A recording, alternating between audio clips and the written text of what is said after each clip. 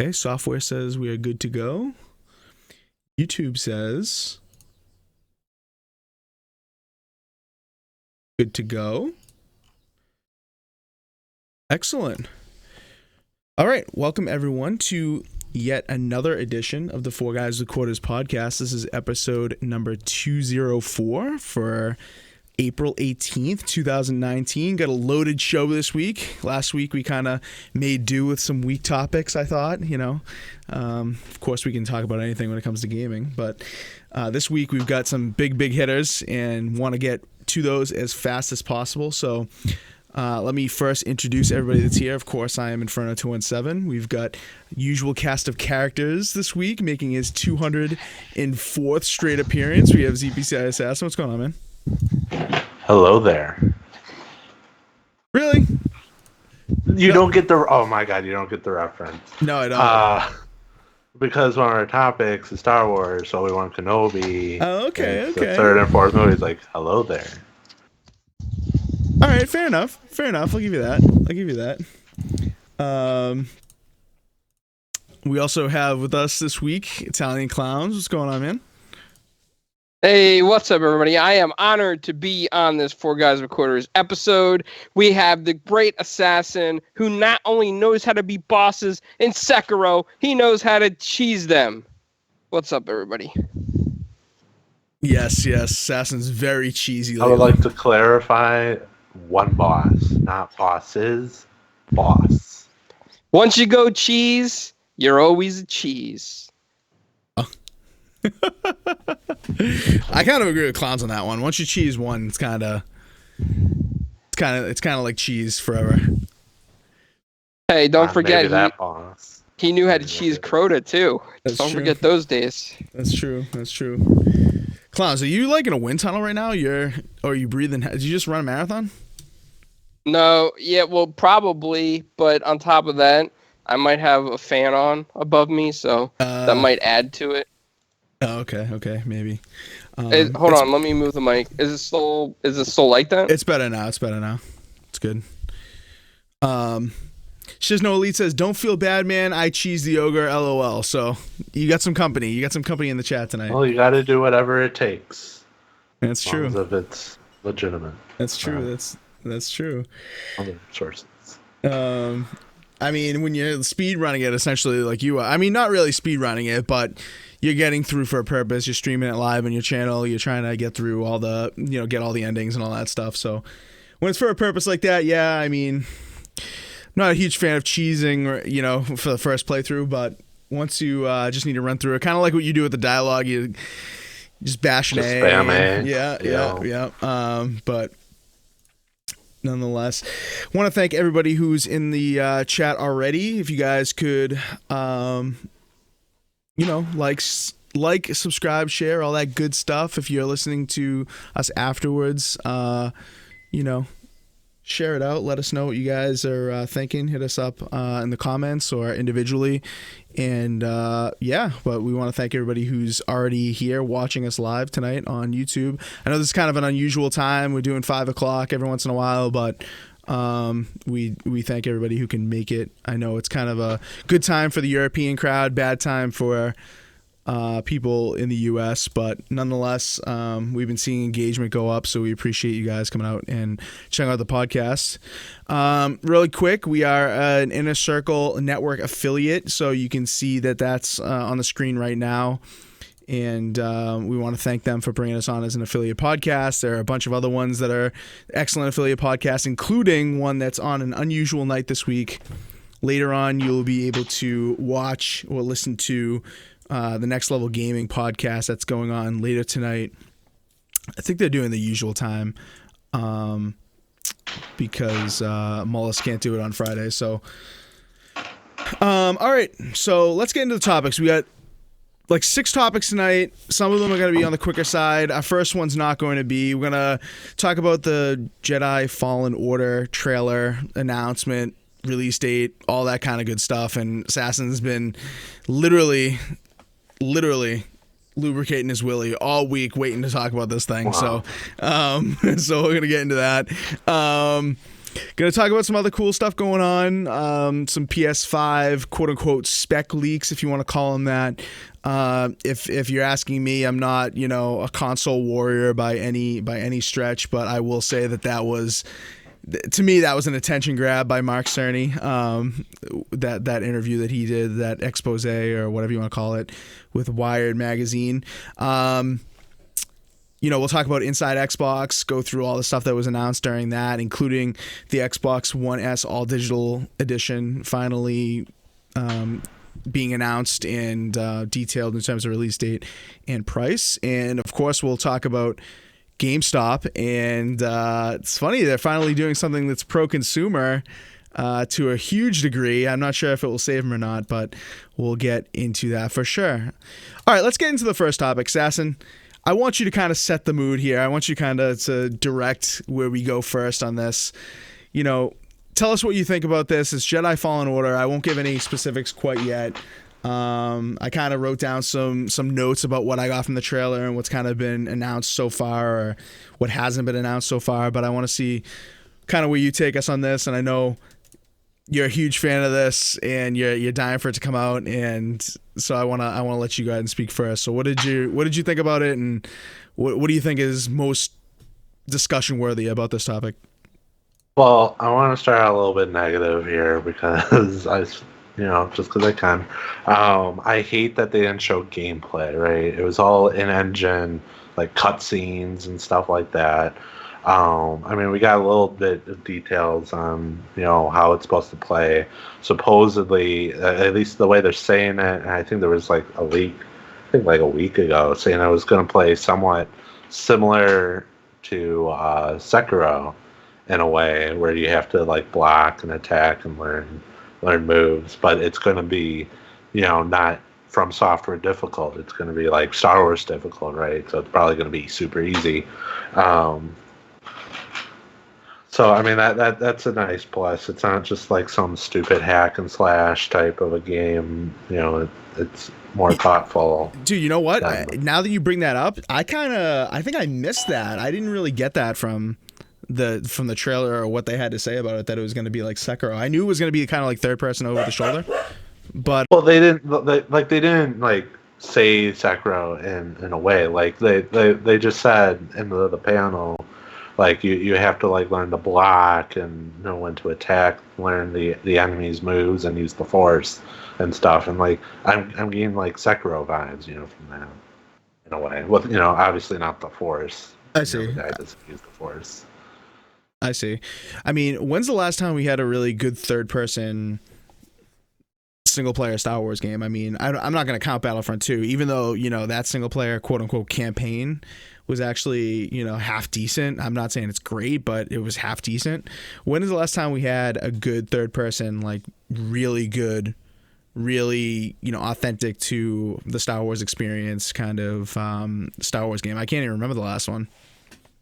Oh my god, it's been a while. The one that keeps on coming to mind is I guess it was for both first and third, but it was Star Wars Starry Night 2 Jedi Outcast. Mm-hmm. That one was really good. Yeah, that one was good. That one was good. The last one that I was thinking that has pulls on my heartstrings a bit was the one that the Jizzle actually just said in the chat, the Shadow of the Empire on N64. Like that one I thought was so strong. I really loved that game. I played through it a couple times. And that one was like, not, it almost reminds me of this a little bit because it's not necessarily, main story, so to speak, of Star Wars. That's what I kind of like about this Jedi Fallen Order thing. I kind of was questioning whether or not it was canon after watching the trailer, but then you were talking me off the ledge a little bit, Assassin, on that. Not that I'm a canon warrior, so to speak, but I thought it seemed so divergent, so fresh, and that's kind of what I liked about it when I watched the trailer initially. But go ahead, Assassin, keep going. I really hope the game, they don't really say it. I know they say it's after the third movie, but I really hope it starts right when the Order 66 takes place. So I would love to see like a bunch of Jedi die and all that other stuff. But wow, spoilers. Oh my god, the movie's like 10 years old at this point. If you haven't seen that or don't even know Star Wars at this point, like, you're missing out.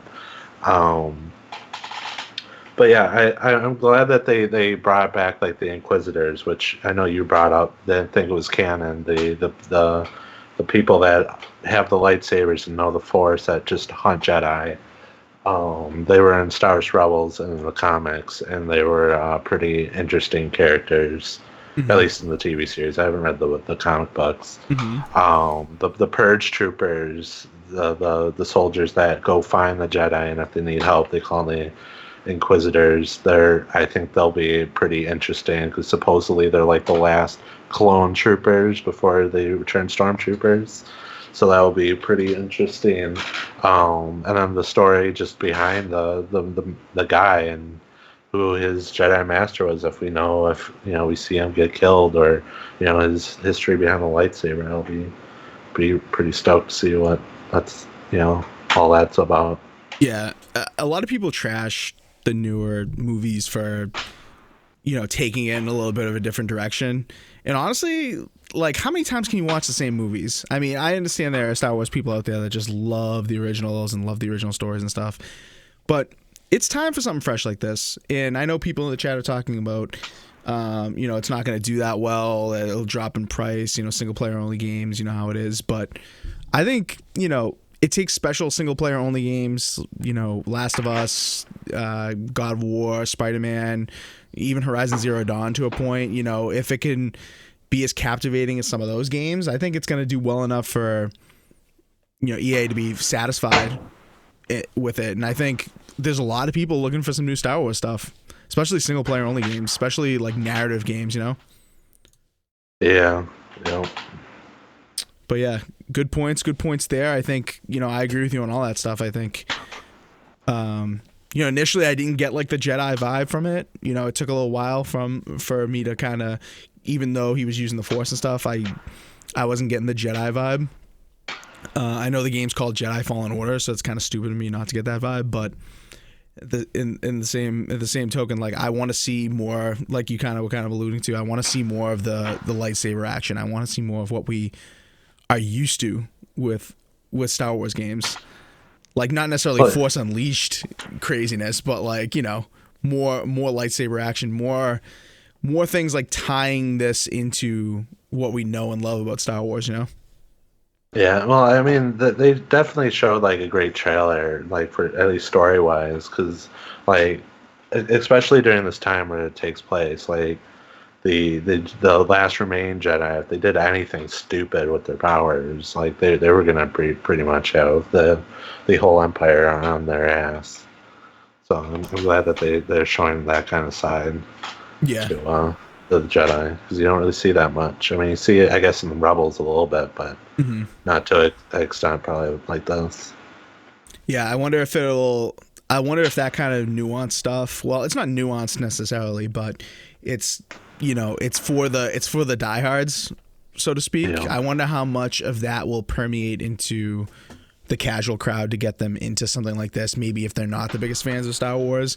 I know obviously that's kind of what EA would want. I know Respawn is kind of, it's bad when Respawn already comes out and says, I mean, let me see. I wrote this down, but I'm pretty sure that Respawn like came out and said that this is their vision and EA really hasn't had anything to do with it. It's pretty bad when they're saying that, right? But at the same point, at the same time, I think that's a good sign. I think that it if anyone can capture a wide audience, I think it is Respawn.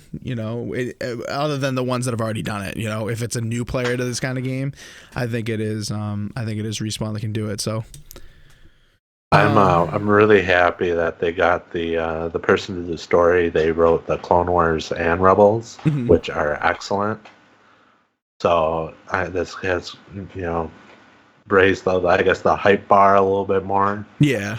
Yeah, I think the writing is going to be top notch and the storytelling is going to be top notch in this. That it is going to be captivating enough. The thing that scares me is that they've already come out and said there's essentially no DLC. I mean, they talked a lot about this after releasing the trailer. I mean, they've already come out and said that. They've come out and talked about how it has like Metroidvania kind of feels to it a little bit in terms of the character will unlock more features as they go. It's not necessarily like 2D side scrolling or anything like that, but it is, it is one of those games where you don't just go in, balls to the wall, so to speak. You do have to unlock certain powers or whatever to get you through certain sections. You may have to go back to certain sections with your new powers in order to progress through different areas that are blocked off, that kind of thing. So I am kind of worried about those two things, but I mean, we'll see how they pull it off, because I think that kind of stuff is a little new to Star Wars. Like, if you have a Jedi, you kind of expect them, look at Rey, right? I mean, Rey didn't know. I mean, this is spoiler territory for sure, but Rey didn't know how strong she was, but once she found out, I mean, she's like balls to the wall. Same thing with Luke, right? I mean, in the movies, like, Luke has kind of like some weak moments with the lightsaber, but it was very quick, or it seemed pretty quick that he was like, the new cat's meow, so to speak. Yeah. But we'll see. Clowns, you check this out. I know, no microtransactions, maybe no buy for Clowns, but is this an exception for you or what? Well, we can only hope to add microtransactions in the future. We can only hope that EA will pull a switch and bait, right? No, but, whether it has microtransactions or not, it's still Star Wars and it looks kind of cool. So I'll give it a chance and try it out. The cinematic stuff, I think they did a fantastic job. It's Respawn. They do great work. Just hope that EA doesn't really mess this one up. That's my biggest fear. Just and don't say loot crates will mess it up, because that's not true. Yeah, I mean, the microtransactions they've come out and said are going to be very, very strictly cosmetic. I'm guessing that it's not going to be crates. I'm guessing it's going to be like, you see it, you buy it kind of deal. But time will tell. There's going to be more information. They've already confirmed more information coming at E3. I mean, there better be. The game comes out in November. They've already given the release date. What is it, November 15th, I think. Yeah, a few days after all that Disney Plus stuff comes out for Star Wars. Go figure. Disney's going to be raking in the dough from all that. Oh my god, yeah. But what else? I wrote down a few other notes about this thing that maybe we can chat about really quick before moving on. So no collector's edition, which is interesting. It's just going to be the regular and the deluxe edition. No collector's edition, no like crazy, figures or anything, no extra books or, lore store, any lore exploration, like physical media, anything like that. I thought that was kind of interesting. Yeah, I was kind of disappointed because I was kind of looking forward to like a collector's edition and actually, buy one for once. Yeah, I agree. I think if something can sell a collector's edition that's a little bit, potentially overpriced, but has quite a bit of, lore content associated with it, that's physical stuff, I think Star Wars is kind of the franchise that can do it, right? Yeah. I mean, obviously, any of the Nintendo titles could probably do it if they wanted to. They don't really do that kind of thing over on that side of the coin, but just thought it was pretty interesting that there's not going to be any collector's editions.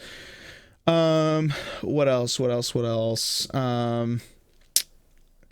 So let me see. I think we actually touched upon pretty much everything. I highlighted that thing about it being Respawn's idea, no influence from EA. I think that's really, really interesting. I really wonder how that's going to play out in terms of marketing, because obviously all the marketing dollars are coming from EA. Are they upset about that they kind of came out and said that already? Very, very interesting. But yeah, I mean, not really much other than that you can really deduce from the game. We got to see some more some gameplay at least, and I think that E3 is going to be the place where it's going to happen. Hopefully, I mean, this is a shot in the dark, but hopefully, it's playable to the masses at E3. Who knows? So we can get a lot of people's opinions, a lot of different people, not just, backdoor press that are like, we got some hands-on time behind a closed door that we can't even show you, and then, they kind of skew everyone's feeling on the game. But we shall see. Anything else you guys can think of? Assassin, final word. What do you think? I had some, but I totally forgot. Great. Yeah. Love that. Yeah. Well, anyway, Jedi Fallen Order. Tell us what you guys think about it. I know we've been getting some stuff in the chat. People have been saying Shizno Elite has been way too long for a single player Star Wars. I agree, and I think a lot of people are going to agree as well. I think this is going to sell incredibly well, at least as well as Horizon Zero Dawn, if not better than that. But interesting to see that when they announced that, or when it was revealed by some people working on the game, that there was not going to be a multiplayer and that it was going to be single player only. EA stock took a little bit of a nosedive. Not too bad, recovered decently, but stock went down pretty quickly. I guess investors still are not on the single player bandwagon, even though it's been selling decently well. Saw these games in the chat. No one's responded to them. What's going on, man? Appreciate you coming by. All right, let's get to the next topic. Kind of a sad one, but just want to throw it in there as a quick topic. So as I think a lot of people know that the Notre Dame Cathedral in France took some major damage from, I'm assuming, an arsonist. I don't think it's come out yet that somebody intentionally did this, but it was up in flames. The picture on the left, as you can see if you're watching the video version of the podcast, you can see that there's been a lot of major damage to a particular section of the cathedral. The spire, that's very iconic, has been destroyed, essentially fell. And I guess there have been a lot of people donating, Ubisoft included, and they're not only going to be donating money, but they're going to be letting the engineers and everyone working on restoring this thing, they're going to let people use the assets from Assassin's Creed Unity to work on this. So I know there's been a lot of people collaborating, a lot of people that took high quality pictures are throwing in their pictures so that they can see what it looked like. They're throwing in, there's been some like 3D scans by some architectural groups that are being thrown in. And of course, Assassin's Creed Unity had some high level assets of the cathedral. So Assassin, you kind of brought this to my attention, man. What are your thoughts about this? I mean, does this kind of resurrect the image of Assassin's Creed Unity from being the bombshell that it was? I was just going to say, hopefully when they send the assets or whatever, hopefully they're not buggy assets, because that could ruin, if the builders didn't pay attention and they used it, it could look real bad. Well, thankfully, there's no faces on. As far as I know, there's no major faces inside Notre Dame Cathedral, so we won't have any eyes floating around anywhere where there aren't faces or anything, or any hair waving around. But I think it's cool. I don't know how high level the assets really are that it will help them too much, but maybe in terms of spacing or placement, or maybe it's tough to capture what things will look like in different lighting, in terms of when it comes to pictures, because I know a lot of people are contributing. There's been a lot of money contributed to this restoration project, but there's also a lot of pictures and architectural scans and stuff like that have been contributed.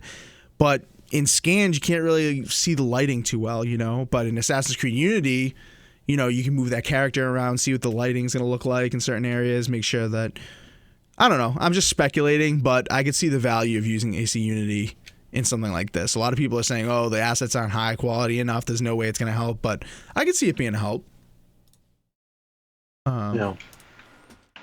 Clowns, thoughts on this? Did you see this? I don't really think it's a big deal at all. I mean, the tragedy of it happening is a big deal, of course, but using AC Unity, I don't think that's anything that's neither here nor there, because they're only going to use portions of it, and they're going to go to other pictures and other factual references. So it's really not a big deal. Yeah, I mean, when this story first came out, I mean, a lot of people were saying, oh, well, I can't believe people were saying this, but I could see their point that they were saying, oh, Ubisoft's just trying to get in the good news, resurrect an old title that they're giving it away for free as well for this week. on PC, I think, just through Uplay, but they're giving the game away. People were saying, oh, they're just trying to get in the news, trying to put it, steal some of the good spotlight, good Samaritan kind of thing. But then they donated some money. So, I mean, what else do you want from them, Well, I mean, here's the thing, right? Donating money and everything is nice to rebuild a artifact like this. But I think the big issue is, like, why... I mean, the Catholic Church, I'm sure, had that insured anyway. And the Catholic Church is worth billions and billions upon billions of dollars. Dude, you're not going to believe this when I tell you this really quick. I got to interject on that point. No insurance policy on it. Oh, come on. Seriously? Dude. Yep. Come look on. Look it up. Look it up. Whose smart idea was that? I have no idea, but look it up. Fired. Look it up. Yeah, maybe, I don't know. I don't know if I could believe it wholeheartedly. It's kind of awkward because I know, like, other churches like St. Patrick's and Brooklyn and other places, I mean, they have insurance on the stained glass up to like an unlimited amount. So it's just, I'm with Assassin. Hard to believe, man. Hard to believe.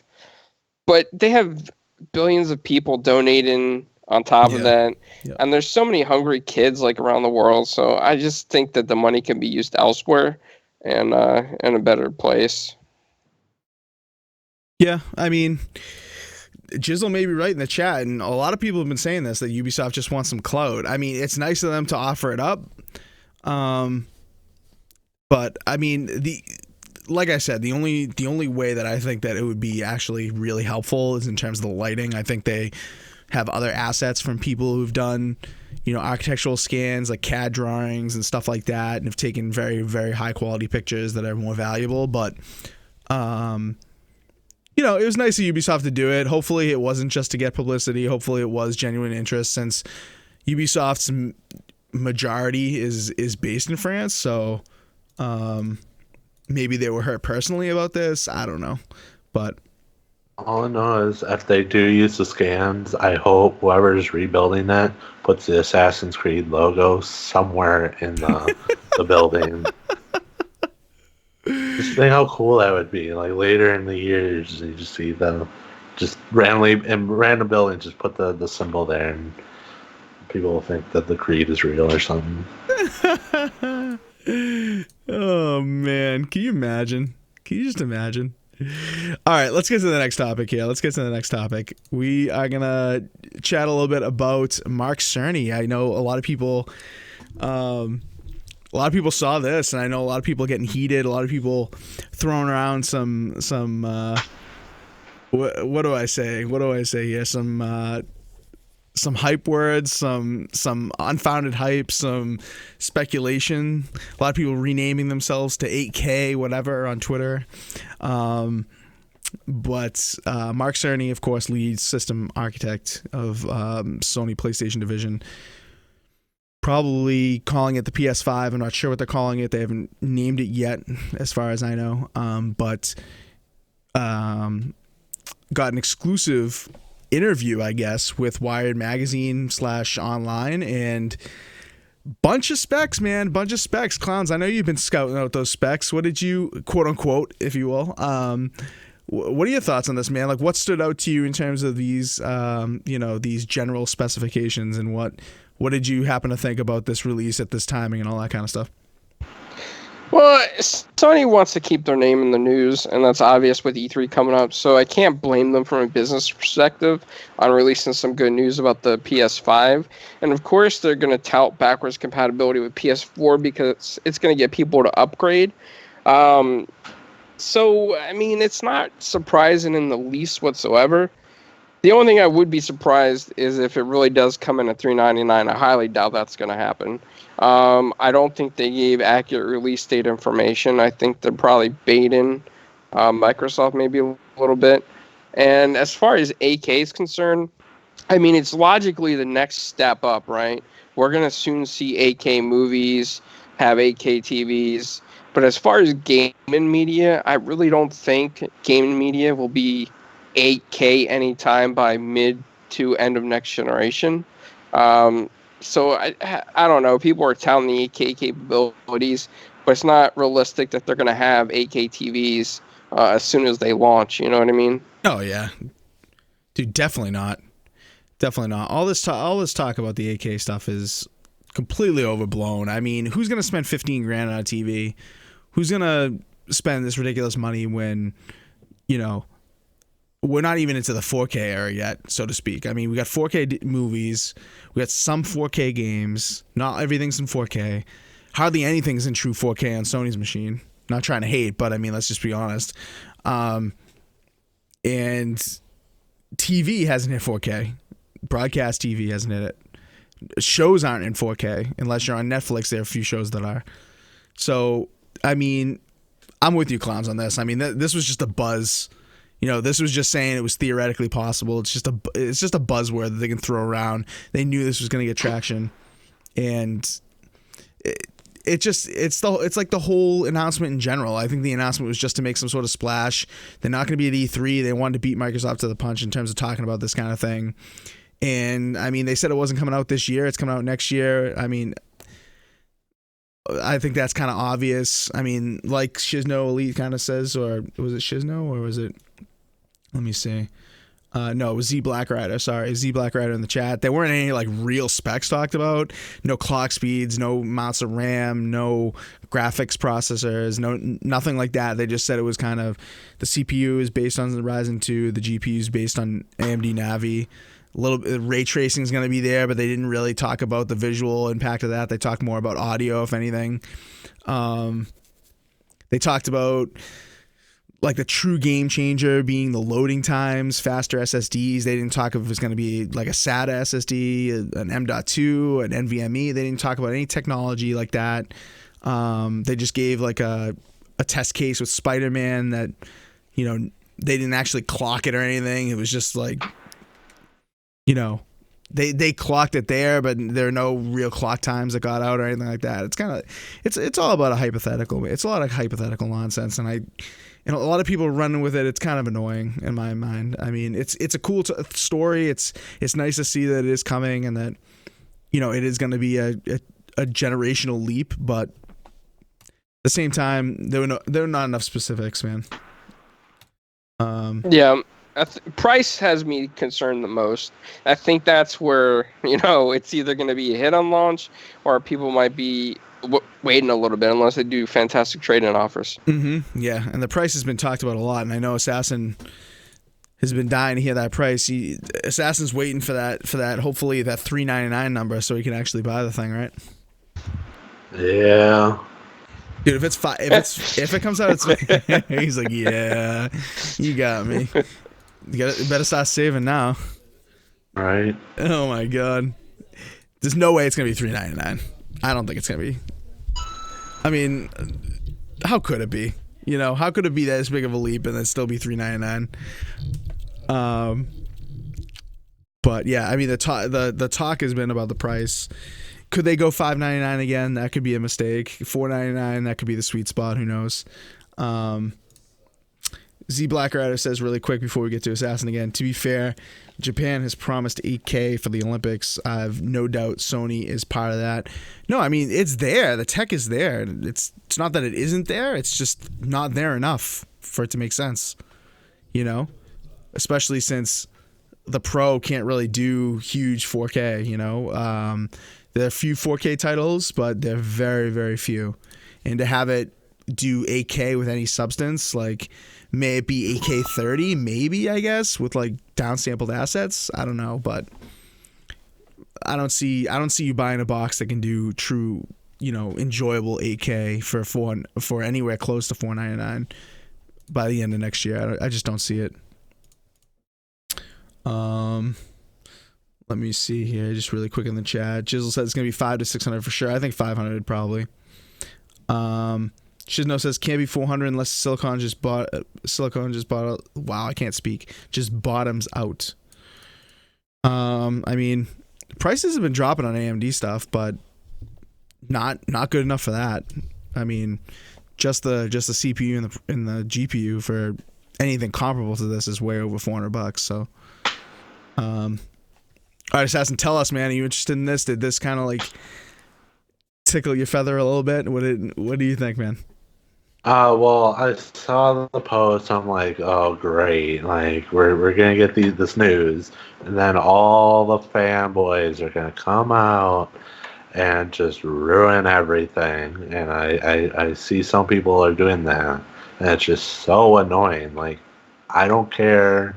Just let me just see the technology. Let me see the games. Let me see The Last of Us 2 on it. Like, that's like all I care about at this point. I don't want to read some uh, person doing like an interview, just talk, just random things I don't understand. Um, and every time, that entire time I read the article, all I kept on hearing was that annoying voice Mark Cerny has. Oh my god, yeah. I could just, dude, this news would have been it would have been like a meme fest if Cerny had like a press conference. Like, it's kind of good that he had the behind the scenes look and that Wired could write about it with their writers, because if it was Cerny giving this, I mean, can you imagine how nerdy he would sound, like, talking about half this stuff? I mean, I agree with you on that article. It was really techie, really techie for like the first release of this, for the first release of the information. I thought there was a lot of like speculation and a lot of like technical jargon that, it would be nice for gamers to see the actual games before hearing about the ridiculous specs, Yeah. But I mean, he says the price is going to be appealing to gamers. I could just imagine what he means by that. I mean, this guy probably, I mean, I don't want to generalize, but this guy probably would spend like, thousands of dollars on a PC because of what he does, And so I wonder how much research has gone into the pricing at this point when, that's saying that devs have dev units in hand. Like, are those anywhere close to final versions? Are they weaker versions? Like, what, like, how are they speccing out the price on those things? It's like price and visuals, I think, are way more important than any of this stuff at this point for them. But let's just hope when they show this thing off, they don't show like the PS3 or whatever. It was a crab, whatever. Oh my You know what I'm god! talking Oh my god! I wish I had it like on demand on my Stream Deck right now to just throw up there. All right, now you got this giant crab. Thing just like bounces in, like, and literally that was 2 minutes after he had just said that it was like authentic to Japanese lore or whatever, right? Remember, he was like authentic Japanese battles, and then this huge crab just bounces in. Incredible. Shanzu says 8K upscaler, maybe they're not going to output true 8K for $3,000. I mean, they're not going to output true 8K anyway, dude. This is nonsense.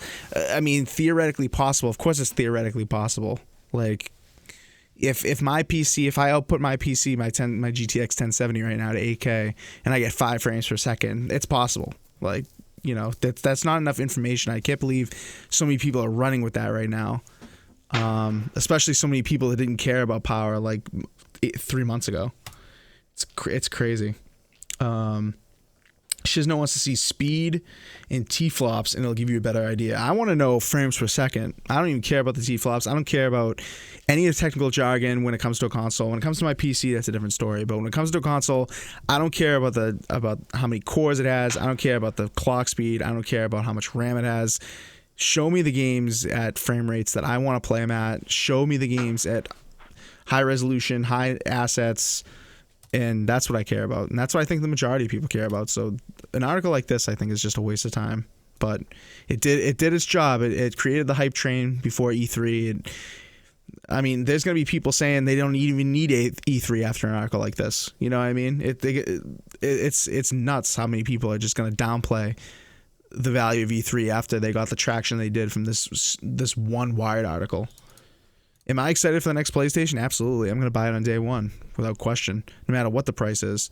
I mean, I guess if it's $1,000, I'm not. But I mean, if it's $599, I'm getting it. If it's $399, I'm getting it, because that's the kind of gamer I am. But I'm not getting it because of this article. I'll tell you that.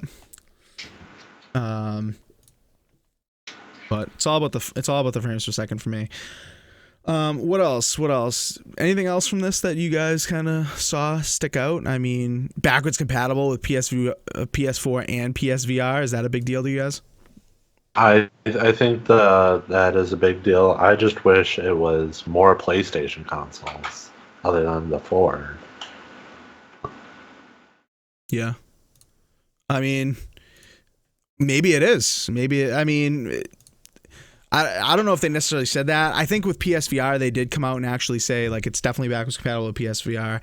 The thing is that it's kind of built, I guess it's built on the same architecture as the PS4, so it kind of makes sense that it would be PS4 backwards compatible. And isn't that what the sticking point was with the PS3 backwards compatibility, is that the architecture wasn't the same, so it was really difficult to do? You know, they don't have like the emulator solution that Xbox does. I don't think they've engineered that properly, or they haven't like made that a priority. So, Yeah. But Z Black Rider says, Inferno, no one cares about the frames. You're a liar. You're a liar, son. You're a liar. People do care about that. I think the majority of console players do care about that. I think that is a major. Oh yeah, wasn't like a year ago or whatever, everyone was complaining that no game should be 30 FPS on the X, and that should always be 60. There's no reason for it to be. Exactly. That was a huge talking point. People were saying, "Oh, why not give us the option?" Everyone was saying the game should have options. If you can't get 4K 60, it's got to be 4K 30 or 1060 60, 1080 60. Everyone was saying that.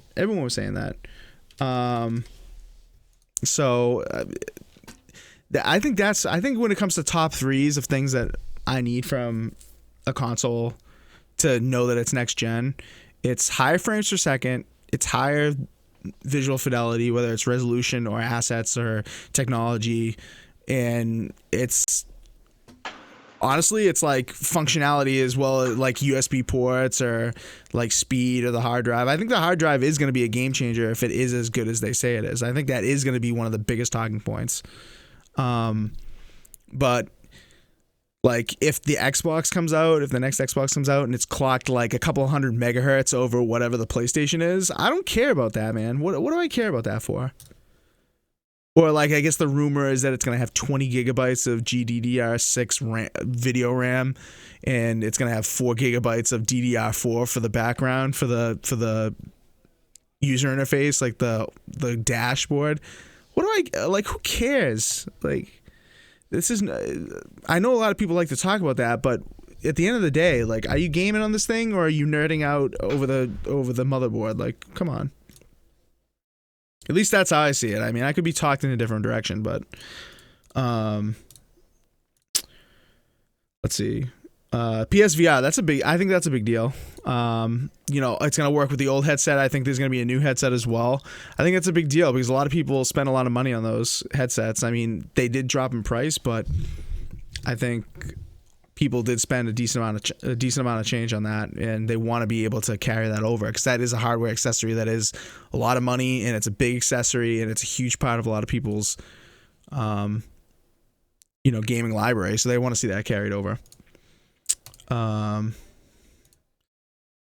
right, you guys got anything else on this, clowns? Last word on this, or you got nothing? No. He's ready. He's ready to move on. He's ready to move on, in fact, to his favorite event of the month. Clowns tells me every month, he's like, I can't wait. T-minus 1 hour, T-minus 50 minutes, 40 minutes. He can't wait until Inside Xbox airs every single month. Bull crap! And 5 p.m. Eastern came on Tuesday, and Assassin and Clowns were like, I'm going to be watching. I'm watching on a mixer. I'm making sure I hit my mix pod up. I'm making sure that I hear every detail. I kid, they weren't like that at all. I don't even know if you guys actually watched the whole thing. Did you guys watch the whole thing? I watched the whole thing, but I was okay. also like paying attention to other stuff. It was more kind of background noise. Oh, okay. Yeah. I ended up watching a good amount of it, actually. Clowns, did you watch the whole thing for the Mixpod? I didn't watch any of it. I just loaded it in a browser, and I kept it on mute while I played like Siege and Mafia 2 on Xbox, just for the Mixpod stuff. Okay. Fair enough. I mean, listen, when it comes to the Inside Xbox, it is pretty boring. This one I thought was maybe a little bit better than usual. Not much, but all the information you need from this thing you can get afterwards in way less time. You know, and there's no excitement to it. It's not like an E3 conference, you know what I mean? So there's no excitement to it other than the fact that, you know, there's some new stuff announced and whatever. They try as hard as they can to make this thing exciting, but I think it may be time for Larry to go. As crazy as that is, I think Larry's gonna move into a behind the scenes role. Like I don't think retirement at Xbox. a cushy retirement job, dude. A cushy retirement, leather seat, behind closed doors office job. I think it's time for like somebody like Ricari or like if Stein were ever to come back, like somebody like that with a lot of personality. You know, that girl that they had on there, I don't even know who that is, to be honest with you. But, you know, she's even like decent at hyping up. I mean, there's a lot of good hype people at Xbox. I mean, even Chris Money Rumble, the guy who's the head of FanFest. I mean, even he at this FanFest events, he can hype up. I mean, Greenberg can hype. I mean, I know that's not his job, but he's a better hype person than Larry. Like even Phil, you know, obviously he's not going to take on that job, but he's even a better hype person. Larry just doesn't do it for me anymore, man. Well, I mean, if anybody at all, I would really love Ybarra to be an on-screen person on Inside Xbox because he would throw some disses out there incognito style. Oh my God, they don't want any part of having Ybarra on these things because you're right, he'd be way too honest. Yeah, he's an honest dude and he's a smart dude, and I just think that he would be great. Larry, I mean, he seems to be a nice personality, don't get me wrong. Yeah. Despite what people say, he seems to have a very positive, outgoing personality, but it just seems like he's been doing it for so long that he maybe just wants to do something else or is bored with it, or I don't know, man. It just feels like he doesn't have the energy like he used to. Like, I remember when I played Rainbow Six 3 Black Arrow and I was in an Xbox party chat on the OG Xbox. I ended up going into one of Major Nelson's parties and I used the voice changer and I said some stuff. And man, he was very, how do you say it? Excited in some ways. Was he? And left the party and kind of called us little kids. So I mean, I thought that was kind of cool, you know, like the old Larry was kind of like very did a little bit of trash talking a little bit maybe. Yeah, a little forthcoming, very excited, very energetic, you know. Yeah. And I feel like if it was the Larry today, he'd just be like, okay, see you guys later. Yeah, he's too laid back, dude. He's too old and he's not even too old. He's just too laid back. Like he's very laid back now. Yep. Yeah. Assassin, thoughts? Larry, gotta go, or you still feeling the Major Nelson vibe? I mean, he seems fine to me. I mean, some people who overhype are just annoying to me. So I mean, he seems fine to me. There's something about like his cadence. And by that I mean, like, you know how whenever he talks about something, he sounds the same about everything he talks about. You know, there's nothing that really gets him more excited than the next thing. You know what I mean? But with the other guys, there is. Like, you see AC Bongo's on there. You see Graham, right? You see him on there, and he gets excited over, you know, Sea of Thieves. He gets, like, super excited about that. But if he's talking about, like, Halo, you know, sometimes he's not really excited about that. You can tell, you know, you got to get the right people to talk about the right stuff. It doesn't have to be like a jack of all trades kind of person. Whereas Larry talks and he's like, this is going to be like the worst Larry Herb impression, but I'm going to go for it. I'm going to go for it. But he comes on and he's just like, Gears 2 is coming out tomorrow on Xbox. Like, you know what I mean? He'll be like, see it where you can go ahead and see Sea of Thieves live for yourself. Like he has the same cadence about everything he says. Like if he announced like a funeral, he'd be like, and the line is over there for the family and it is getting very low and you can find more people in the waiting room. Like every single thing he talks about is exactly the same. I just can't stand that anymore, dude. I need some more excitement. Dad says that was shit. Yeah, I'm it trying, seems like dude. I'm trying. It seems like Sony's guys have more excitement about stuff than Major Nelson, and it's like we said, it's nothing against the guy. I don't think there's anything wrong with him as a person. He's probably a really cool person. Mhm. I just think he doesn't have that kind of energetic video game excitement like he used to. Mhm. Like he's been in the industry for so long. He's a veteran in the industry, and like nothing probably surprises him anymore.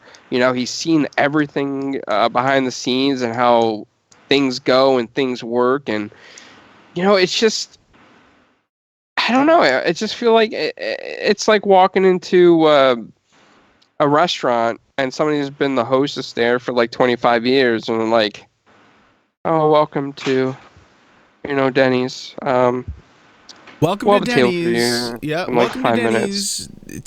Table 1 will be open momentarily.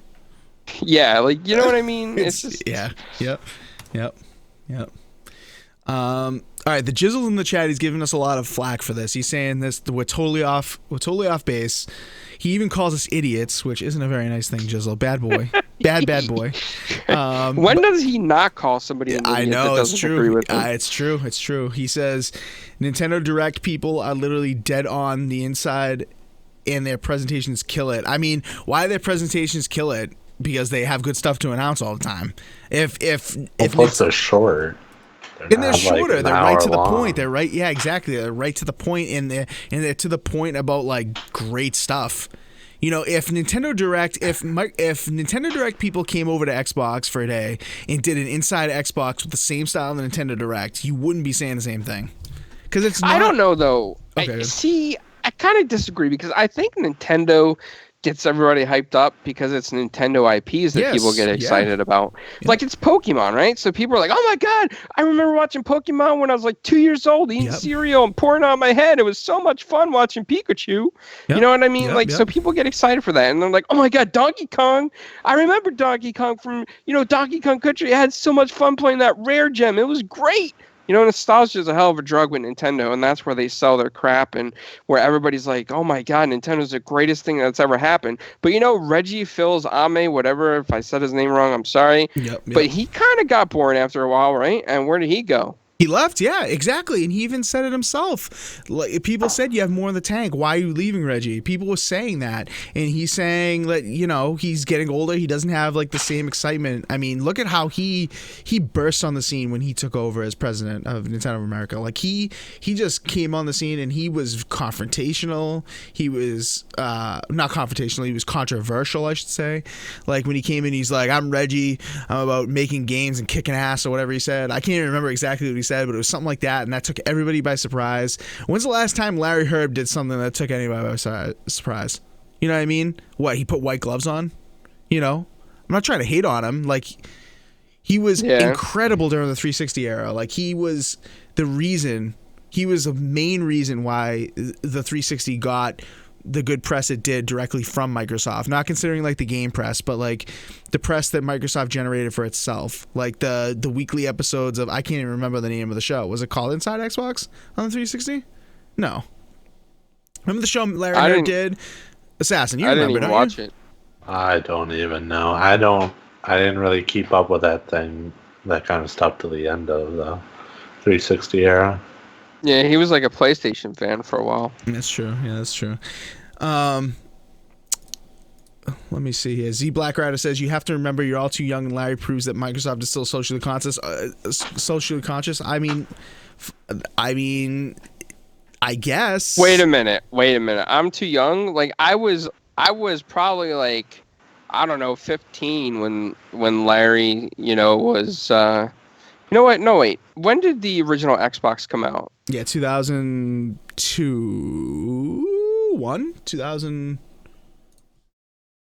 So I was already in my 20s.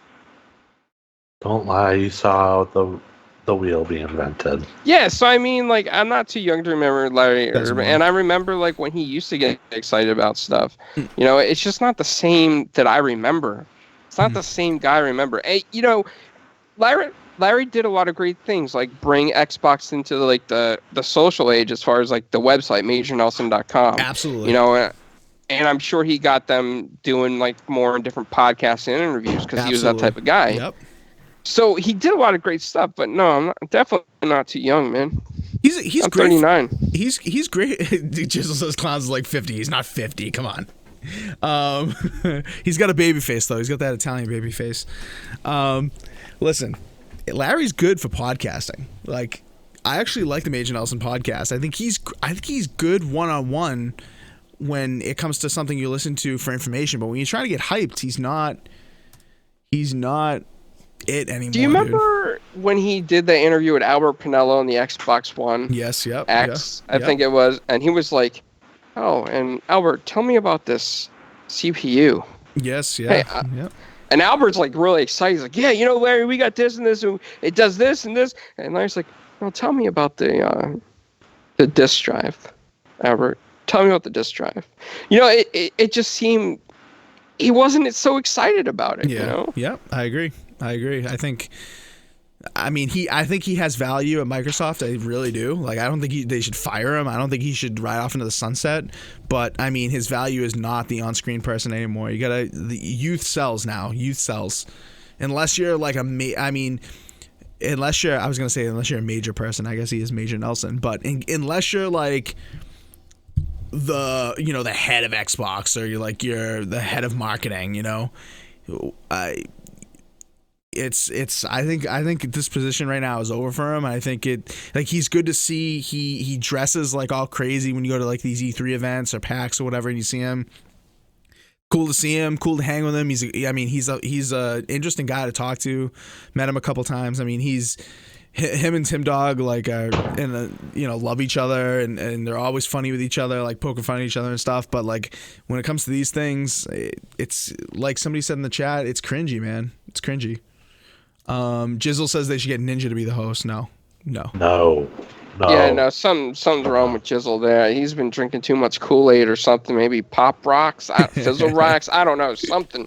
Jizzle, you're insane, man. If you're being serious, of course. I hope you're kidding. I hope you're kidding, buddy. All right, really quickly, let's just get into kind of the lesser talked about things before we get into the major hitters of the Inside Xbox. So they talked about Gears of War Esports League. Anyone care about that here? I don't personally care about it. I'll watch a few episodes, but I don't care about it as much as they made a big deal of it. Rod Ferguson, awesome guy, exceptional guy, and he's doing great stuff with Gears of War franchise. I can't wait for Gears of War 5, but for the Esports League, I don't give two shits about that. But Clowns, Gears of War Esports. It's a niche franchise on top of the fact that it's a niche esports league. Yep. And I don't know why. Well, I guess I do, because they want to gear towards the hardcore fans. They want to hype it up. Mm-hmm. But worldwide, I don't think that many people are as excited as Xbox makes it seem to be. Yeah. I mean, it's a cool thing for people in that niche, and it's a cool thing to check out every once in a while, but I'm not gonna it's not like Overwatch League, or it's not like Rainbow Six Siege, the Pro League, or anything like that. It's not gonna be as popular as that stuff, and as cool as it is, it just doesn't have that same stranglehold appeal. So, and now that Fortnite announced a World Cup League, I mean, you can kiss a lot of other stuff goodbye. It's gonna get major traction right there. Yep. Agree 100%. Jizzle says, can't wait for the Gears Funko game. They wouldn't even talk about that. They didn't even talk about that. So that's definitely going to be an E3 kind of thing. I could imagine them at E3 saying, and we're going to drop this right now, whatever. I can just imagine that kind of moment. But wasn't one of those games coming out in May? Didn't you say something like that? I forget which one it is. I don't think it's the tactics one that everyone's wanting. But I do recall that now that you said it, and I just totally zoned out on what it was. But the one everyone's talking about is when he had the Funko shirt on. They were like, you have more to pop to talk about. Remember, they were like making word jokes and stuff. They were like, it'll just pop off the screen or something. I don't even remember exactly what it was, but it was very corny. But cool. If you like esports, you're probably really into this Gears news, but us personally, not really into it. The Sea of Thieves stuff, nothing really that we didn't know about, so I think we're going to skip over that. They talked about FanFest news. They're letting more people into FanFest, letting younger people into FanFest now. If you're 18, you can get in now. So I wonder what that's going to do to the Monday Night Fan Fest event that has a lot of drinking involved. At least it was when I went a couple times. So anyway, so that's that. I mean, if you want to try to get in, I think it's this week upcoming. That just look on Chris Money Rumble on Twitter. You can find out all the details on that, on when to sign up, and it's gonna be another random drawing. So good luck to anyone trying to get into that. 700 people will be able to get in this year instead of 500. So that's a big jump. That's 40%. So that's a big jump. They showed off Rage 2, and I mean, honestly, I don't know about you guys, but I'm now interested in the game after seeing that gameplay. That gameplay, especially if you watch it on Mixer, dude, that gameplay was sharp as hell. Inferno. I thought you didn't watch it. No, I said I watched a decent amount of it. I told you guys in DMs that I wasn't gonna watch it. I ended up watching it. I'm a fraud. I ended up watching a good amount of it. Well, I didn't really see a lot of the Rage 2 gameplay, but I am gonna dude. I'm gonna get it anyway because I did like part 1, even though I didn't beat it. And I like Bethesda, and maybe it's just that Bethesda loyalty. Fallout 76 is king. I don't care what you say, Salty. You know, it's just that loyalty to Bethesda. So I'm gonna get it.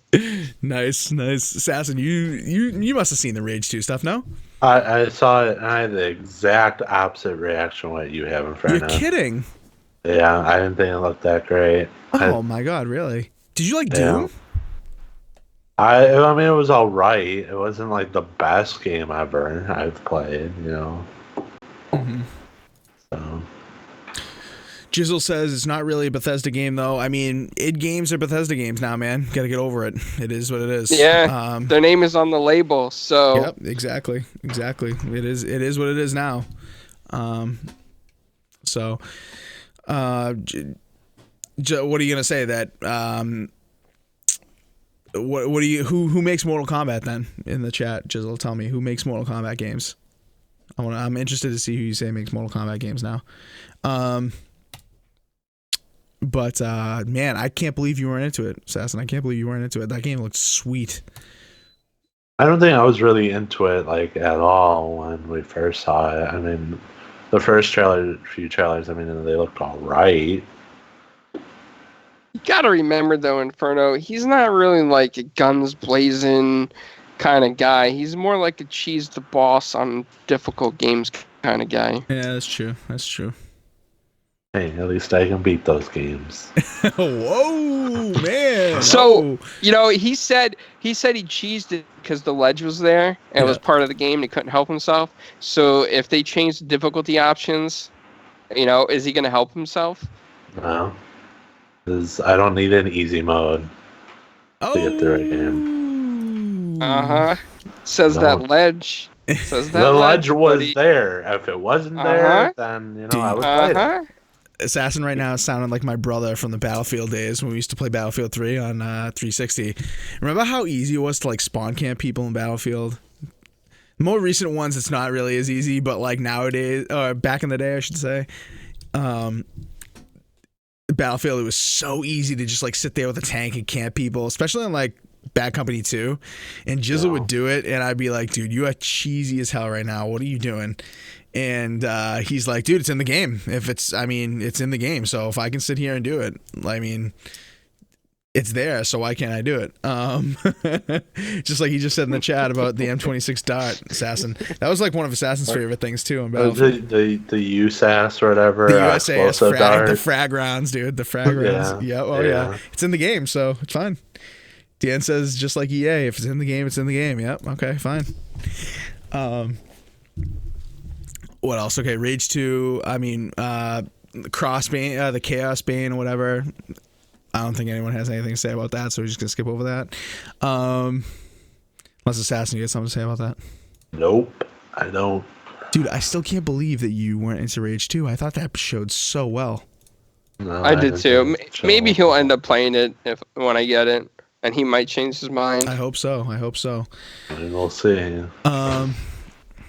All right, so the other topics they talked about during the Inside Xbox show were pretty big hitters, I thought. One of them, the first one we're going to talk about, is the Xbox Game Pass Ultimate, which, I mean, was the worst kept secret on planet Earth, I think. The worst kept secret or the worst price secret? Well, that too. I mean, that's, if you're watching the video version, you see I have that circled on the promotional ad, $14.99 a month, guys. I mean, we knew it was going to be more than just Game Pass itself, but $14.99 a month, that puts it at essentially normal price. I mean, does it not? Low, if you think about it, Xbox Live Gold, $60 a year, right? So that's $5 a month. You guys know? Yeah. Okay. Yeah. So Xbox Live Gold is $5 a month. Game Pass is $10 a month. So if you add those two together, it's $14.99 a month.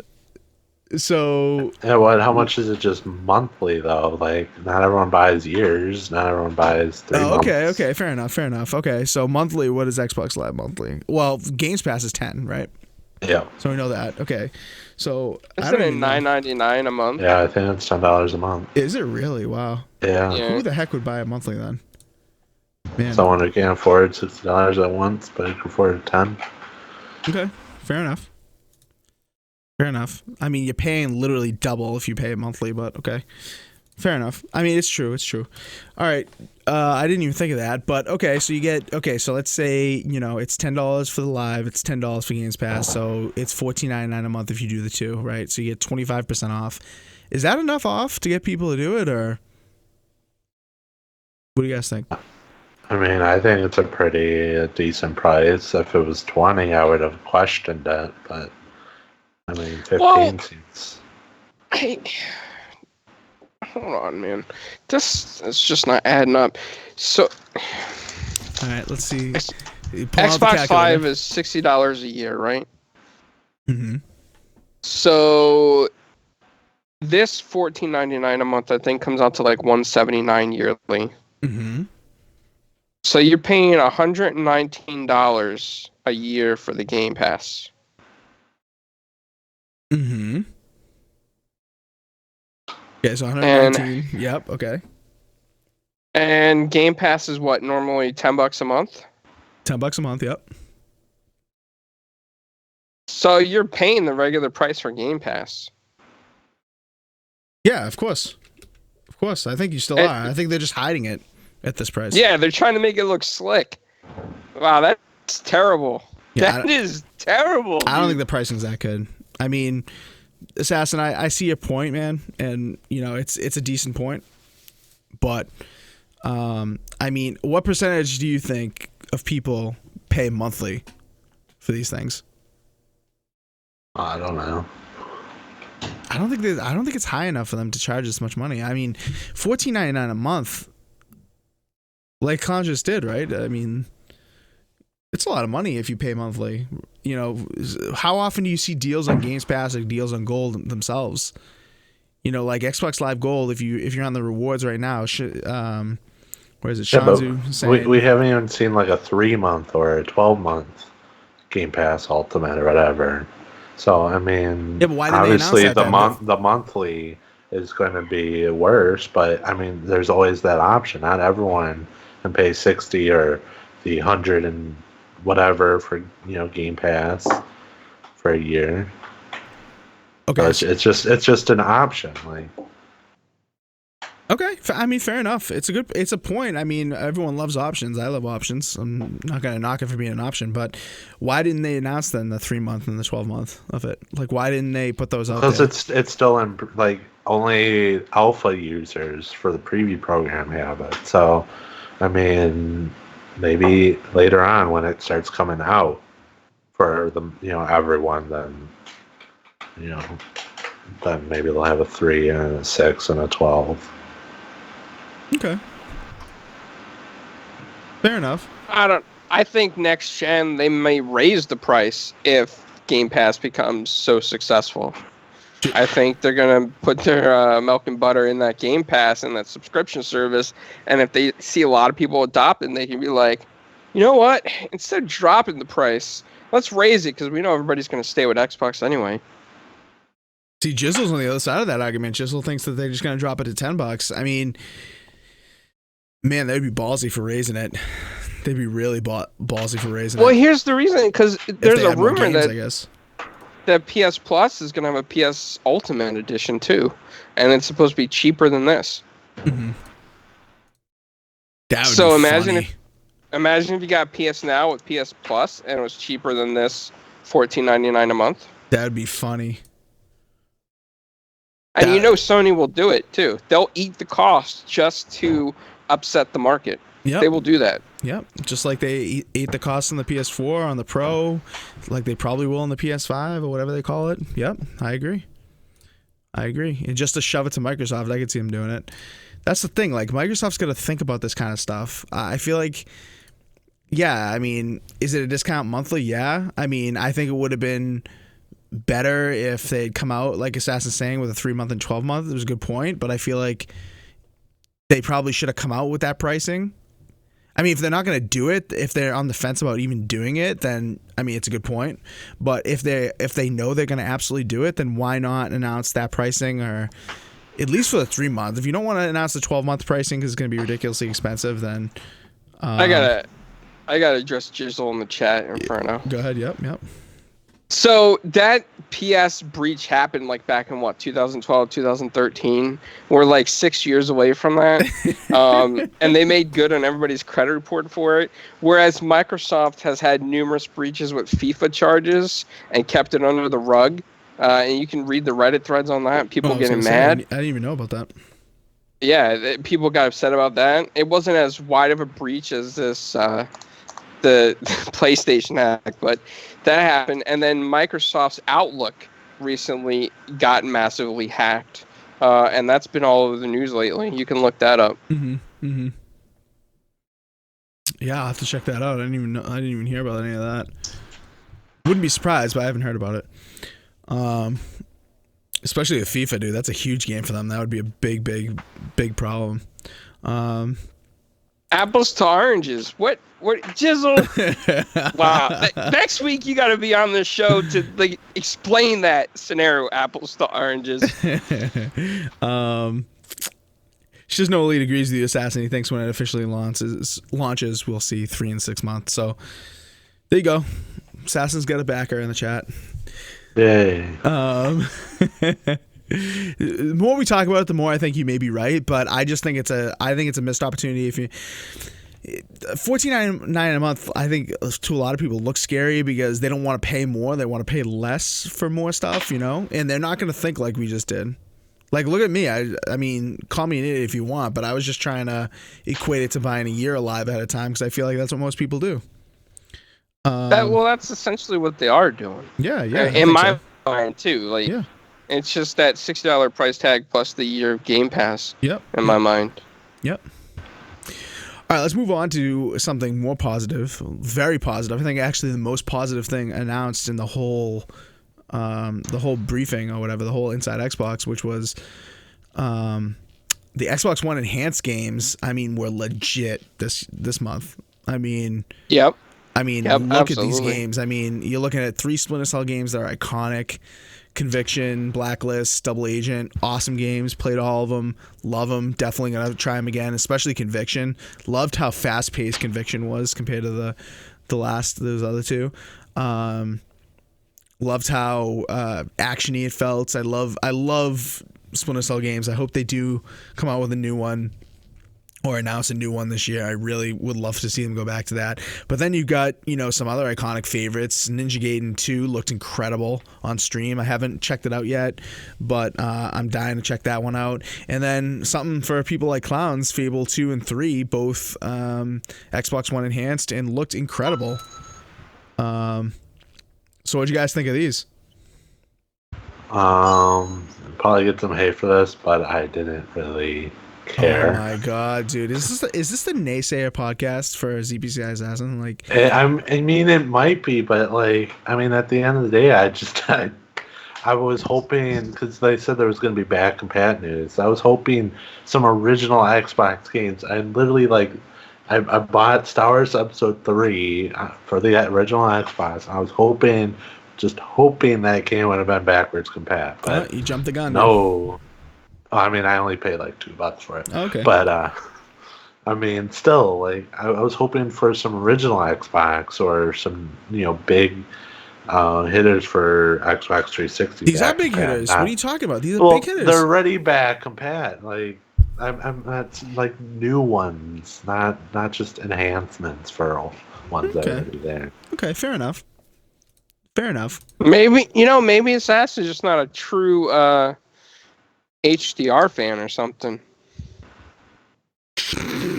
Assassin thoughts. Okay. Do even these games have HDR? I know they just updated the whatever, but I think they said Ninja Gaiden did. I'm not sure about Fable. I'd have to look up Fable, but I mean, did you watch? If you were watching on Mixer and you saw it in 4K, those games look really good for old 360 games. Those things look really, really good. What else? I mean, I'm gonna go back and at the very least check out the Splinter Cell games. Fable, I mean, am I gonna play those again? Fable 3 I never beat, so I should probably go back and play that. But that's such a fantastic game. Yeah, I don't care what people say. I love that game. Yeah, I should go check that one out.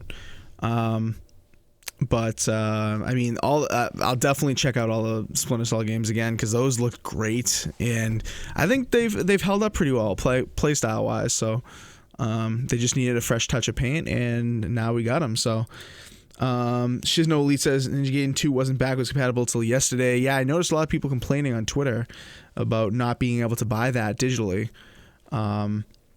So they kind of hyped us up and then held us out to dry a little bit, but. All is well again in the world. But other than Ninja Gaiden 2, I think all of these were already back compat. So we did get. The point is, Assassin, we did get one new game. So boo boo, stick your head and doo doo. Whatever. Okay, Assassin, if you were to play one of these over, which one is it gonna be? Probably Splinter Cell Conviction. Dude, great game. Great game. I thought Assassin, you were gonna be more excited about that topic. I don't know why. I thought you were gonna say that you have some of these still like on your shelf, because you don't trade anything in. I thought you were gonna be like, listen, I'm gonna pop these in, relive the good old days, my youth. But Big D Max 68 says Fable 2 or 3, which should you play first? I would say definitely Fable 2. Without question. Without question. All right, and the final thing we'll talk about for the Inside Xbox presentation is, of course, the Xbox One S All Digital Edition, which everyone is calling the sad edition. Absolutely everyone. 1 terabyte includes Forza Horizon 3, Sea of Thieves, Minecraft, and so it includes those 3 games. I mean, are those 3 games real huge value adds? Maybe, I guess, if you're not going to get Xbox Game Pass, yeah. But $249 for this thing, the price I think is whack. We'll get into the technical stuff in just a minute here because I know Clowns is dying to talk about that. But just on the price, guys, before we get into the technical stuff, thoughts on the price? I mean, was this a good price? They did say that it'll always be $50 cheaper than the S at major retailers, that they'll make sure if there's a sale on S, the regular version with the disc, that they will then lower the price for this as well to $50 to keep that $50 gap. But is this a good starting point, $249 for something that's coming close to end of life here? What do you guys think? If they put a bigger hard drive and better games, or more recent game like Forza Horizon 4, the game that came out like 6 months ago, and then Crackdown instead of Minecraft, because everyone and their mother has Minecraft these days, I think it would have been more approachable. Yeah, I think it would have been definitely. I mean, people know that those are newer games. People know Forza Horizon 4 is a huge hitter. They know that's a recent game. They know Crackdown, albeit not that great, it's still a recent title. Throw that in.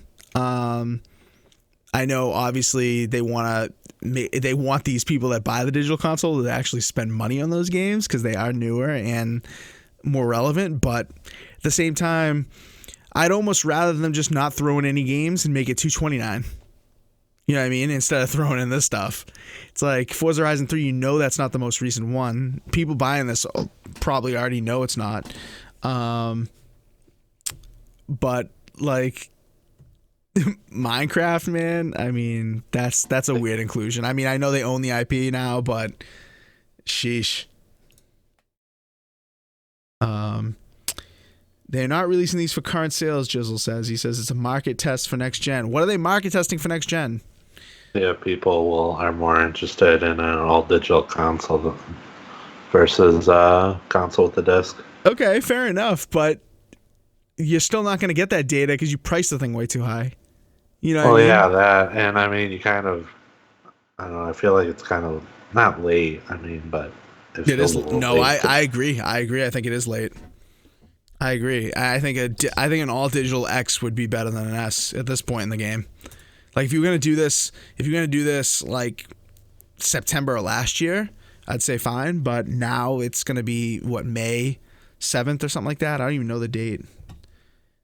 Isn't one of the talking points say like the day you get it, or whatever, you get like a month of live compared to like the 2 weeks that they give you these days? The 7th of May, I was right. Dude, one of the talking points are like, the talking points are stuff like that. Also, the talking point that they said during the Inside Xbox, this was another Larry moment, said how excited he was essentially about, quote unquote, excited about when you first turn the thing on, you get the 3-month for $1 offer of Game Pass. Like, how many people are getting that? That's not an exclusive offer. You know what I mean? I guess it is, but so many people are getting offered that. It's less exclusive than they're making it out to seem. Crazy Greek dude in the chat, what's up, man? Thanks for coming by. He says it'll be $139 come holiday. I don't know if it's gonna drop that low, but it better be like, is it gonna be $50 cheaper than the S at holiday? Holiday offers we saw $199 for the S in a lot of places. This will be like $150. It's gonna be $149. It better be. You better come out with like other bundles too. Like if they have the rights to the Star Wars or marketing rights for Star Wars, they better pack that game in there. Oh yeah, absolutely. No one's going out and seeing this on the shelf and being like, "Wow, I'm getting Forza Horizon 3 sold." Like no one cares about that. Yeah, they want 4. They don't want 3. I agree with you. They don't want Minecraft either. I mean, are they really advertising this to parents of young kids to play Minecraft? I mean, yeah, granted, I know a lot of adults that play a lot of Minecraft, and I'm, every once in a while I'm a fan of Minecraft. But at the end of the day, it's no longer a system seller, I don't think. I mean, like you said, everyone's got it. It's on every platform, essentially. So, Z Black Rider says, Microsoft has analysts that make 10 times more than us. Well, maybe they know something we don't know. And maybe Jizzle's right, and maybe people in the chat are right that it is just a market test. But as a purchaser, as a gamer myself, who spends maybe too much money on gaming, I will say that I'm not interested in grabbing this even for my extra TV at this price. But I mean, I feel like this digital whatever isn't really marketed to us. I mean, we already have the console, we have the games. Well, then who's it marketed to, in your opinion? Joe Schmo from Idaho. Yeah, I mean, I guess because the hardcore is too smart to see. Is too smart to see that this thing is, this thing has games that are just fodder essentially. Because look at like the Fallout 76 Xbox One X bundle. That was like $399.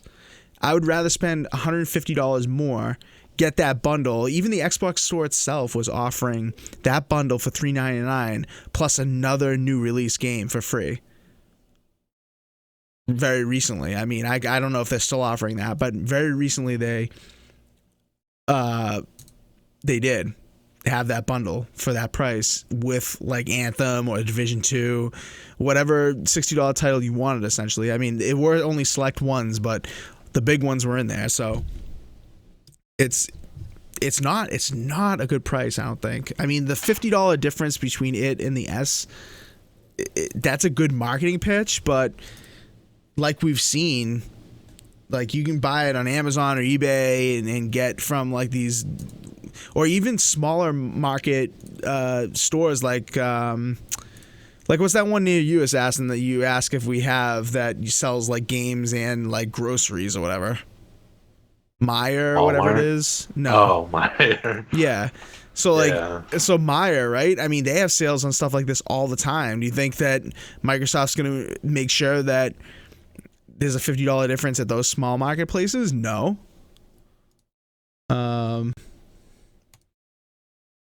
Anyway, so Clowns, what do you think on this, man, about the price? It's terrible. The price is just horrible. There's right now. Okay, so the Xbox One S SAD edition is what, $250, right? Correct me if I'm wrong. Mm-hmm. $250. You can go on GameStop right now and buy an Xbox One S 1 terabyte Fortnite bundle for $250. Yeah, but I think there's a sale going on.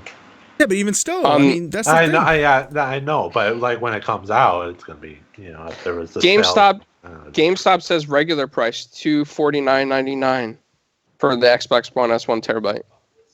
Interesting. Well, it's not a sale. GameStop's not gonna be selling the SAD. That's true. That's true. Yep. That's another good point. Are they already on record saying they're not selling it? I think they are. I'm not too sure. I know that their name never came up when they were talking about who's selling it or whatever. But. Yeah, I think they're already on records in some way, shape, or form. I don't know if it's on Twitter or what, but I'm pretty sure. I thought that was just a rumor that people started. Oh, really? Because I think that maybe it is a rumor. I don't know. I was watching some stuff earlier from people that I did trust up until now, I guess, that said that they had stated it publicly or on Twitter or something like that they weren't going to be supporting it, or like had googly eyes when they were talking about people that supported it or something like that. Jizzle says, it's $249 MSRP, right? I mean, who cares? I don't care. It's always the highest price, whatever, fine. But that's the price. It should have came out as $199 MSRP. Yes, That's what it should have came out as. People say see that price. That's the price that they're seeing. They're not thinking that's MSRP, so it's always going to be lower. People are just seeing that price. So, right now, a seller on Walmart has the Xbox One S 1 terabyte with Battlefield 5, a headset, and Apex Legends, of course, which is free, but he has bonus coins for it for $246. Yeah, so there you go. I mean, you're always going to find cheaper options for the ones that are out already. I mean, is it fair to pit people on eBay necessarily against MicrosoftStore.com? Probably not. I mean, it's still fair game though, because it's still an option for me to buy it. So, and when they've already said that they're going to keep it $50 cheaper, so if they're already putting that precedent out there, they better, back their words up. They already broke that, because on Walmart.com you can pre-order the SAD edition for $250, but you can buy an Xbox One S 1 terabyte Forza Horizon 4 bundle from Walmart directly for $248.97. So isn't it supposed to be $50 less as soon as it's up for pre-order compared to the current sales? Yep, I agree. So I mean, that's the way I would take it, right? I agree. Yeah, that's the way I would look at it. All right, Z Black Rider wants to stop talking about this because he says we don't have any marketing sense. I mean, we're talking about it from, well, at least that's how I'm interpreting it. I could be wrong, Z Black Rider. If I am, sorry, but I'm taking it that you think that they know what they're doing and that we're just, Well, but I mean, we're the buyers, man. We're the buyers. I respect Z Black Rider because he's right on a lot of stuff, and maybe he has more knowledge in the industry. And he says stuff that makes sense in past episodes for us. But the way I look at this as a consumer, and I hope you understand, Z Black, I'm looking at this there's probably a lot of Xbox One S's hardware that's still in factories that they haven't shipped because the Xbox One S might not be selling. So they're like, hey guys, people want a digital edition. Let's just throw it together, remove the drive, and this is going to be our MSRP. The question is, did they actually remove it, or did they just change the the front plate of it so that you can't put a disc in. No, they actually removed it. They actually removed it. There's been teardowns. You're talking about the disk drive, all that talk? Yeah, so let's get into that right now. I mean, they actually they did remove it. So because people broke it down and they saw the like the SATA, the data port and the power port on the hard drive hard drive. Wow, I can talk. On the motherboard. They saw that, but there's no disk drive in there. Like, can you imagine the outrage if that were true, that all they did was like change the front plate and there was actually a disk drive still in the thing? Like, wow, that would be really, really bad. But this has me very curious on one thing, guys. Mm-hmm. This has me curious. So if there's no disk drive in these editions of the Xbox One S, mm-hmm. there's no disk drive to marry to the motherboard, right? Right. So I wonder if the motherboard and the disk drive is kind of like bleeped out of the firmware, and you might be able to just throw in any Xbox One S disk drive into it. Yeah, if they if you could just like spoof the hardware ID and put whatever. Well, not even, because if there's no code blocking it because they didn't manufacture it into it. Right. I wonder if it's just open. Interesting. I'm sure people are going to try that. I'd be very interested to see that. Since for all intents and purposes, it is the same exact motherboard. I mean, which makes sense. They weren't gonna, you know, make huge changes to the motherboard and engineering and spend all that money in R&D and stuff. They're not gonna. Why would they do that for something like this? Like, I'm with clowns on this. I think this was just like a warehouse stock dump. Essentially, they changed the outs. They took the hard drives out. I mean the Blu-ray drives out because those were easy to take out, and they just manufactured a new top. You know, they even have the eject button still in the thing. So, Crazy Greek Dude says, I don't care. It's not for us. I don't care about it. My focus is on X and Anaconda. When they put it out there for casuals doesn't concern me. I mean, initially when this stuff all leaked, it kind of piqued my interest of maybe like a second TV box a little bit. But I thought it was going to be smaller, you know. I thought maybe an all digital edition would be, they could have marketed it as like the smallest Xbox, you know what I mean? But it's just the same footprint, essentially the same thing, just without a disk drive. Kind of annoying. But Assassin, thoughts on all that about the tech? I just want to know why the eject button's in there. You just press it and it does nothing. Well, I don't think the eject button is on the actual outside. I think it's just on the board. You know what I mean? Okay. So, but yeah, I mean, can you imagine if it was just on the board and you just pressed it and it made the noise, like dun, dun, dun, dun, or whatever? You know what I'm talking about? I do like that noise though. Side note. They cut costs by just capping the slot in the mold. I mean, taking out the Blu-ray drive, you know, making it so you didn't have to cut the slot. I mean, those are definitely cost-cutting measures. $50 worth. I don't know. Was it more than $50? Obviously, it wasn't just $50. It had to have been more because, or $50 retail value worth, but. I don't know. I think that it would have been really attractive at $199 or even $229, but $229 with all these games, $199 with no games. I think it would have been very, very attractive to a lot of people as a second unit. But my God, not at this price. Not at this price. You know, I'm gonna end up getting this just because I want to see if I could throw in any Blu-ray drive into that thing and what will happen. I'm just very curious. How that will work and if it'll be blocked by the firmware or if they just left that part intentionally blank, because if there's no Blu-ray drive serial number or firmware number in the Blu-ray drive, how can they marry it to the motherboard and encrypt it? It's probably bleeped out. They probably just did that for fast production, I would think anyway. Yeah. So I'm very curious from a curiosity standpoint. And then on top of that, I want to see if I can find a way to splice the motherboard and put them on top of each other like a ham sandwich and make a small case for it. I think that'd be kind of cool. You heard it here first. Clowns is going to make some videos, I think, about this. You heard it here first. or Or, my house may go on fire trying this method. But yeah, we'll try it. We'll try it, guys. Supersonic Station thinks that this could have been like a little bit of an emulator box. It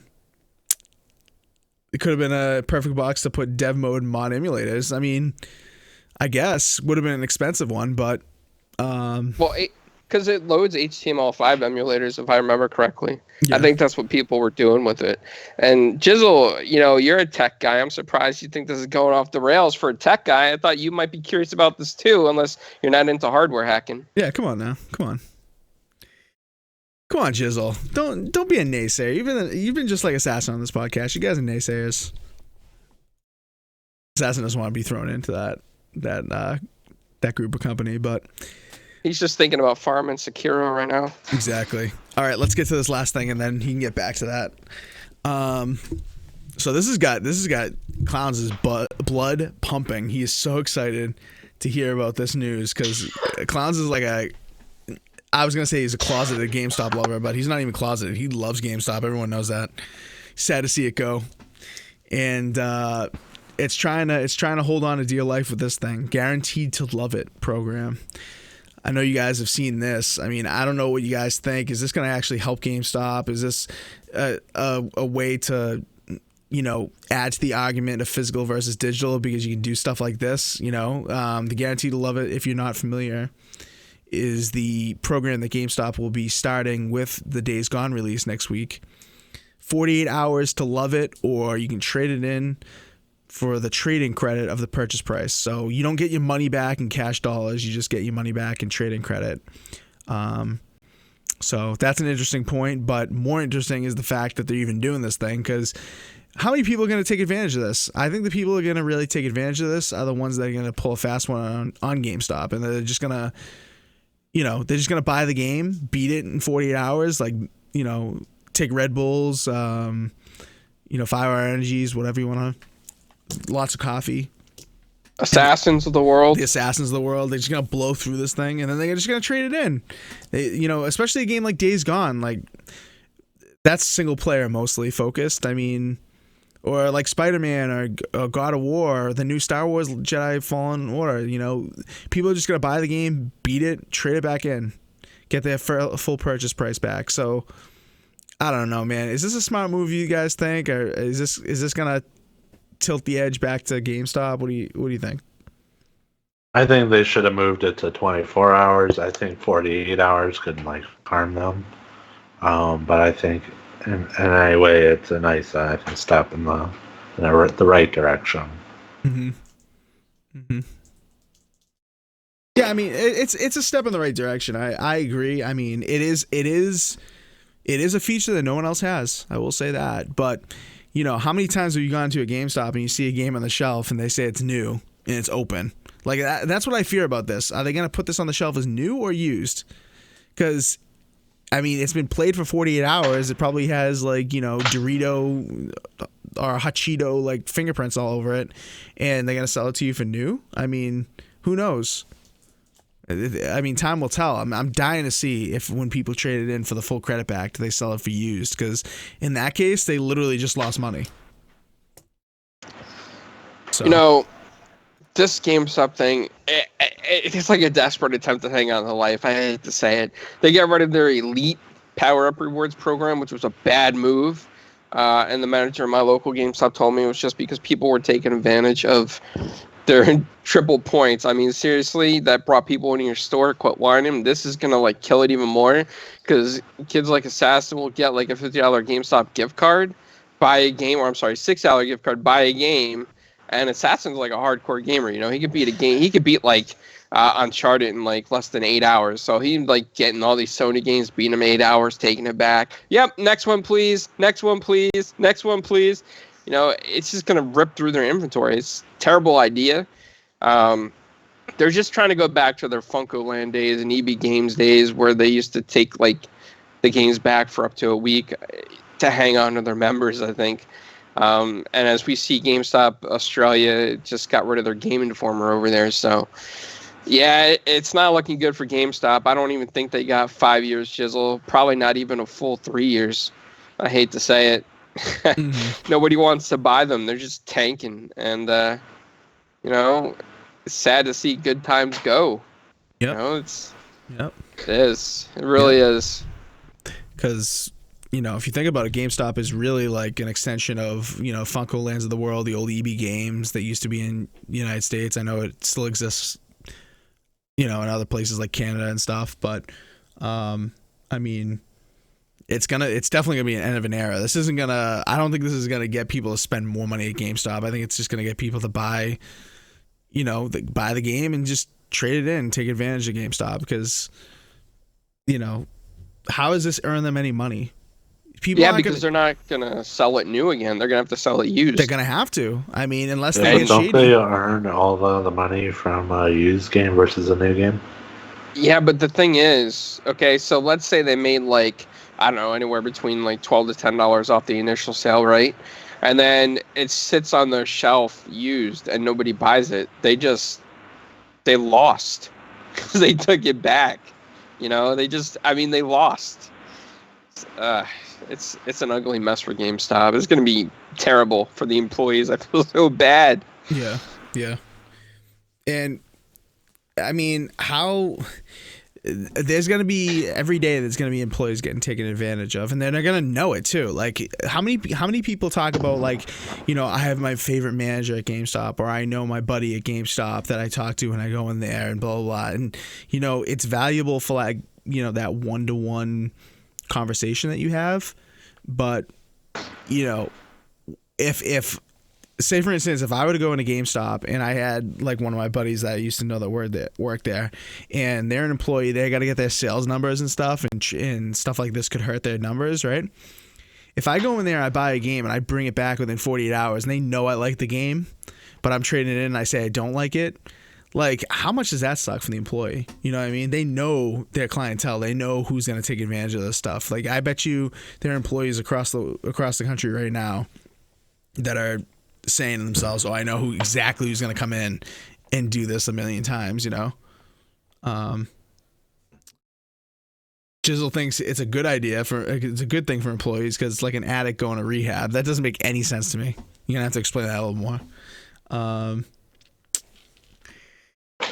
So Assassin, what do you think? You gonna take advantage of this, or is this enough to get you back into GameStop, or is this not enough? No. Nope. Yeah.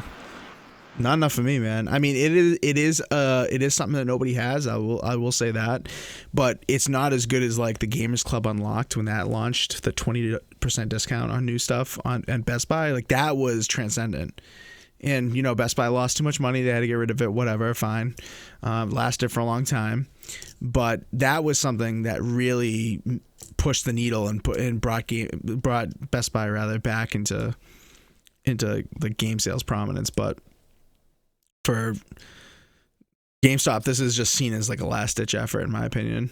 I mean, how many people are going to do this with Days Gone? I can't wait to see the numbers, honestly. Supersonic Station's going to prank call GameStop on the next CCC podcast. All right, I'll be there for that, man. I love your pranks. All right, other than that, I think we're done. You guys got anything else? Nope.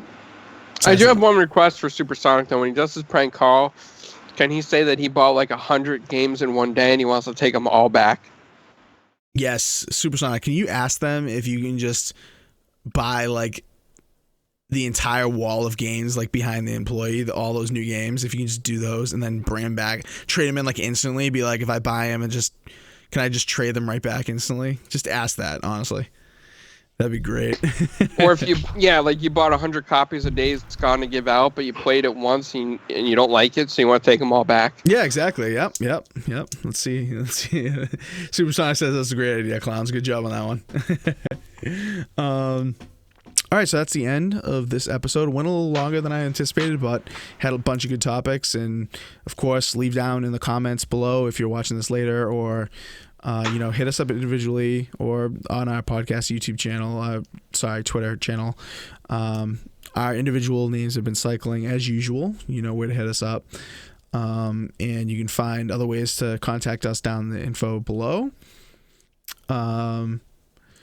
Clowns or Assassin? Or let's go with Assassin first on this. Assassin, what have you been up to, man? Are you gonna be streaming more tomorrow or next week? What do you got coming up? Tomorrow I'm gonna be streaming some more surprise Sekiro. Mhm. I'm gonna be doing my last playthrough of it, earning the rest of the achievements. Nice, excellent. So definitely check that out. It is a good time. Even if you're not a fan of the game, just to hear Assassin rage it's a great time. It's a good time. I've been raged really recently. Dude, earlier this week you were my raging. New Game Plus 2. Oh yeah, early in the week, yeah. But the New Game Plus 2, I kind of just went right through it, like very quickly. Yeah, you'd beat the bosses. I'd minimize like the Swiss cheese. Just like Swiss cheese, baby. Yep. I'd minimize the window for like a minute, and I'd be hearing him in the background. He'd be like, "All right, and that's it." Like he'd beat the boss that quickly, and I'd be like, "Excuse me, what?" But definitely check out those streams on Twitch. Clowns, what do you got coming up, man? You got any podcasts coming up? I know you're gonna be doing Tick on Saturday, but you gonna be doing any 4GwQ presents anytime soon? What do you think? Yeah, we were supposed to do it Wednesday, but that was my fault because I had a test that day, so that took like 3 hours. So I'm going to catch up with Cody. We're definitely going to get one done, hopefully, by next week because we're both back into the groove of things, and now I got like 150 comics to review, so we got to get something up there. We might have to like cram 50 comics in one episode. Then I'm going to be on Crossfire tomorrow. Nice. I should be, and then Tick Podcast Saturday. And you can catch the recap of TXR. I was on there as a guest. Yeah. I forgot that was last week. That feels so long ago for some reason.